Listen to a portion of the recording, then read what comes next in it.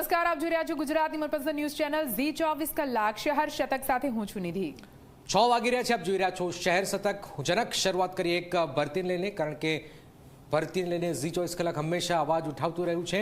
તો સ્ટાફ નર્સની ભરતીને લઈને એક મોટી જાહેરાત છે। રાજ્યમાં 1903 સ્ટાફ નર્સની ભરતીની જાહેરાત કરાઈ છે। 5 ઓક્ટોબરથી ઓનલાઈન અરજી કરી શકાશે। આરોગ્ય મંત્રી ઋષિકેશ પટેલે આ ભરતીની જાહેરાત પણ કરી છે। લગભગ 1900 આ નર્સની ભરતીની જાહેરાત કરાઈ છે।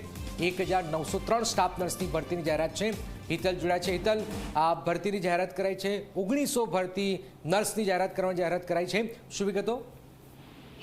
જી જનક, ચોક્કસ એવું કહી શકાય કે રાજ્યના આરોગ્ય વિભાગ દ્વારા મહત્વની કહી શકાય એવી 903 સ્ટાફ નર્સની ભરતીની જાહેરાત કરવામાં આવી છે।